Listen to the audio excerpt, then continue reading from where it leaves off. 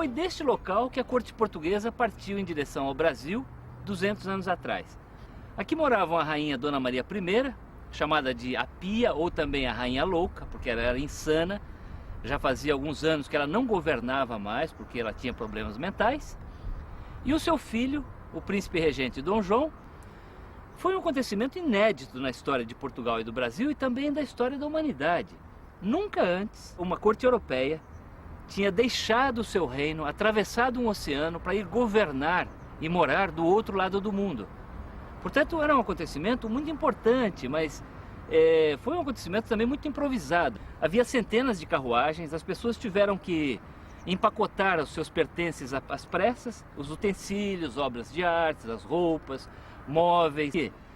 Porque nos dias anteriores, o imperador Napoleão Bonaparte tinha decidido invadir Portugal. Não só isso, o Napoleão estava decidido a chegar em Lisboa e a aprisionar a corte e a destituir o príncipe regente Dom João. Então era preciso fugir muito rapidamente. Então vocês imaginam a confusão que foi esse embarque 200 anos atrás. Daqui, então, partiram centenas de carruagens, carroças, em direção ao porto de Lisboa, onde havia cerca de 58 navios à espera do embarque da corte. Além da rainha, do príncipe regente, da princesa e dos seus filhos, embarcaram também os nobres, todos os funcionários públicos mais importantes, alguns dos empresários mais influentes da época. Então estima-se que cerca de 10 a 15 mil pessoas abandonaram Portugal, às pressas, numa fuga bastante improvisada, para ir morar no Brasil. Porém, antes de continuar a nossa viagem em direção ao Brasil, vamos ver o que estava acontecendo na Europa 200 anos atrás, o que de tão grandioso a ponto de obrigar a corte portuguesa a se mudar para o Rio de Janeiro. Em 1807, Napoleão Bonaparte estava no auge do seu poder. Fazia 3 anos que tinha se autodeclarado imperador dos franceses. Ao longo de uma década, Napoleão travou inúmeras batalhas contra os mais poderosos exércitos da Europa sem conhecer nenhuma derrota. O triunfo de Napoleão representava o fim de uma etapa na história europeia, conhecida como Velho Regime, em que reis dominaram os seus países com mão de ferro e poder absoluto. O final do século XVIII e o começo do século XIX representa um momento de grande transformação na história da humanidade. Havia 3 coisas importantes a acontecer nesse período e que afetavam profundamente os destinos de Portugal e do Brasil. A primeira tinha sido a Revolução Americana, a Independência Americana de 1776, em que pela primeira vez uma grande democracia republicana moderna se estabelecia na história humana. Nunca tinha acontecido isso antes. A segunda tinha sido a Revolução Francesa de 1789, em que pela primeira vez o povo, apoiado pela burguesia, derrubou o rei e a rainha do poder. Mais do que isso, mandou o rei Luís XVI e a rainha Maria Antonieta para a guilhotina, decapitou o rei e a rainha e assumiu o poder. E o terceiro grande fenômeno era a Revolução Industrial na Inglaterra, que havia reinventado os modos de produção. Esses 3 acontecimentos combinados espalharam uma onda de choque pelo mundo e mudaram os destinos de Portugal e do Brasil. Por quê?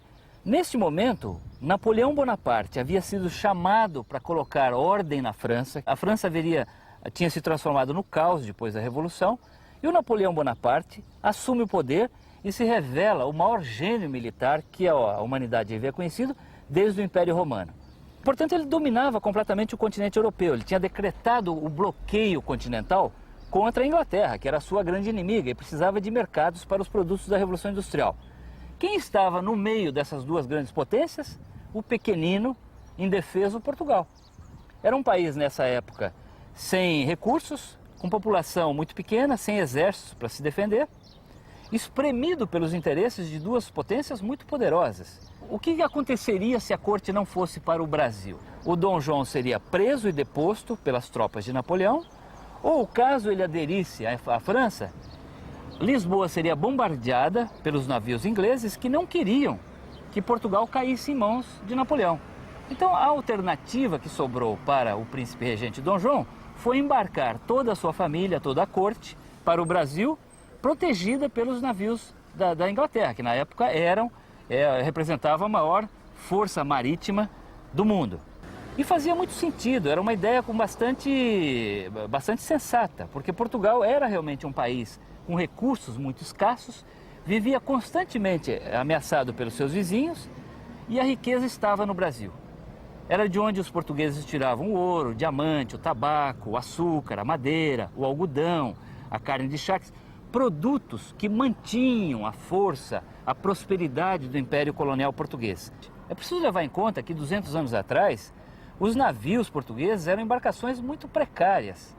Não havia, obviamente, não havia ar-condicionado, não havia geladeiras, freezers para conservação dos alimentos. A comida se estragava muito rapidamente, a água apodrecia depois de 2 semanas. O escorbuto era uma doença que ameaçava e matava muita gente nas grandes travessias oceânicas.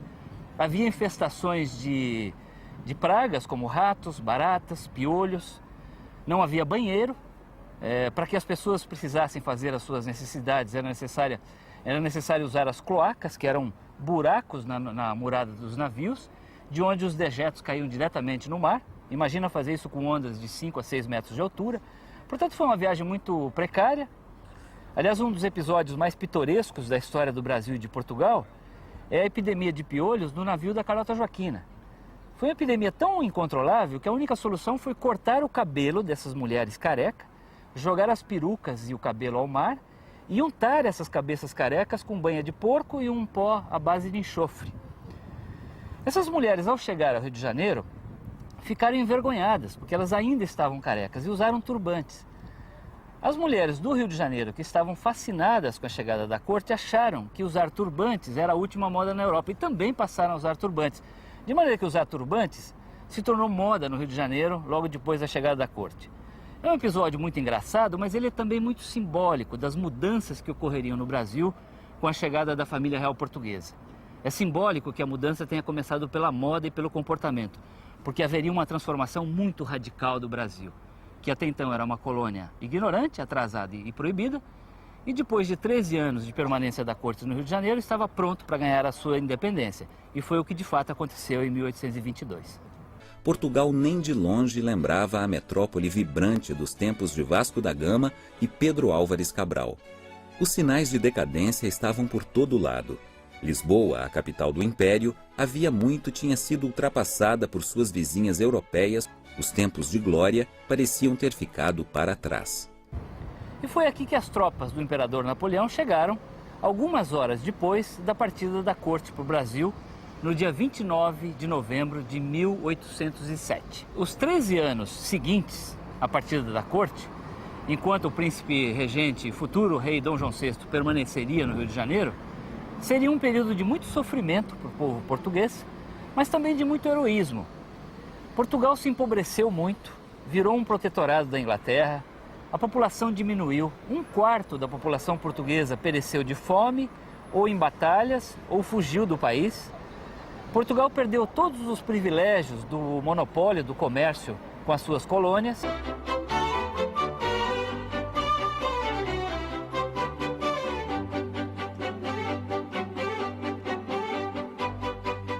Anos atrás, o Brasil não existia.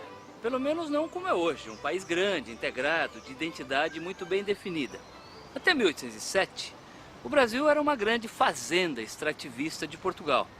Era daqui que os portugueses tiravam produtos primários, como a madeira, o açúcar, o algodão, o tabaco, carne de charque, couro de boi curtido, a cachaça, que era um produto importante no tráfico de escravos com a África, e especialmente o ouro e o diamante. Mas o Brasil era ainda um local muito atrasado, muito selvagem. As províncias eram isoladas, se reportavam diretamente a Lisboa, aliás, eram rivais entre si. Havia uma precariedade absurda nos meios de comunicação. Não tinha ensino superior, não tinha livros, não tinha imprensa. Ou seja, o Brasil era um lugar muito simples 200 anos atrás.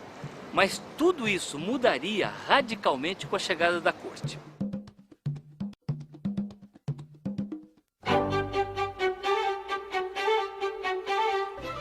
Bem, depois de atravessar o Oceano Atlântico, uma viagem de quase 2 meses, desconfortável, sem água potável, sem alimentos adequados, aqui, nesse local, que é a entrada da Baía de Todos os Santos, em Salvador, na Bahia. Foi nesse local que os navios portugueses despontaram em 22 de janeiro de 1808. Aqui ele começa a transformar o Brasil, ele toma uma medida importante que foi a abertura dos portos. Pela primeira vez o Brasil estava livre para comercializar com as nações amigas, o que na prática era apenas a Inglaterra, mas enfim começa uma grande transformação. Depois da abertura dos portos, o Brasil foi invadido pelos produtos ingleses, numa escala nunca antes imaginada. Chegava de tudo. Muitas coisas eram práticas e úteis, como tecidos de algodão, cordas, pregos, martelos, serrotes, fivelas de arreios e ferragens em geral. Eram produtos que as fábricas inglesas despejavam em quantidades monumentais e a preços baixos, graças às novas técnicas de produção desenvolvidas pela Revolução Industrial do final do século XVIII. E este foi o local da chegada da corte, 200 anos atrás. Hoje a atual Praça 15, no Rio de Janeiro, o Dom João tinha tomado uma decisão importantíssima, que tinha sido a abertura dos portos. Pela primeira vez em 300 anos, o Brasil estava livre para comercializar os seus produtos com qualquer outro país amigo que não fosse apenas Portugal, até então detentor do monopólio nesse comércio. Mas o Dom João tinha feito outras decisões importantes.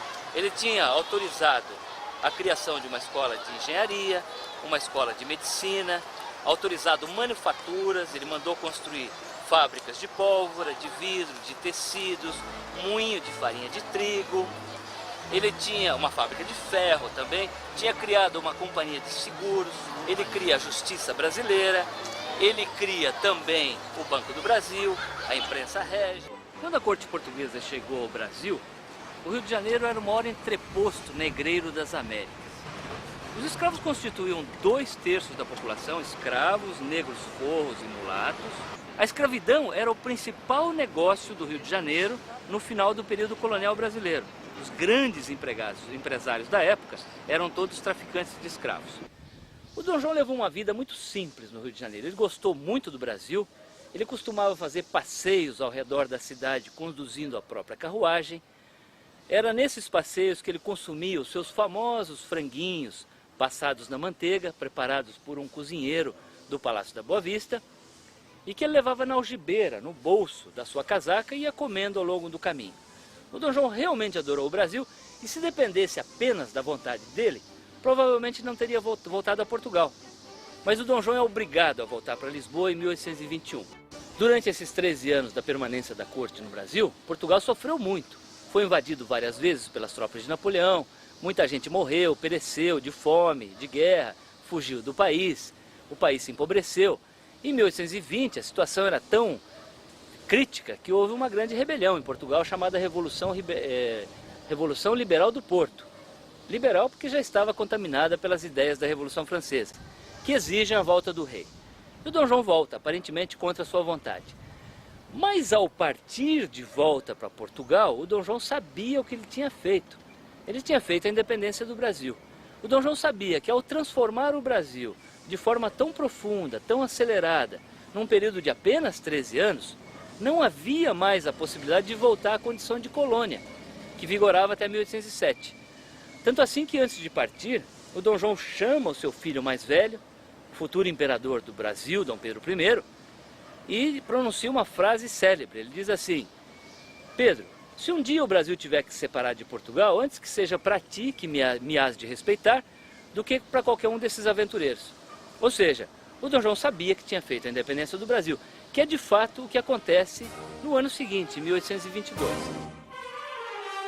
E se a corte não viesse para o Brasil, provavelmente a colônia portuguesa teria se fragmentado em 3, 4 repúblicas menores. Não haveria este país grande, de dimensões continentais, de uma cultura muito bem definida, de 190 milhões de pessoas que se reconhecem como brasileiras, que é a noção de identidade nacional que nós temos hoje. Portanto, a principal consequência da vinda da corte para o Rio de Janeiro 200 anos atrás é o próprio Brasil que nós temos hoje.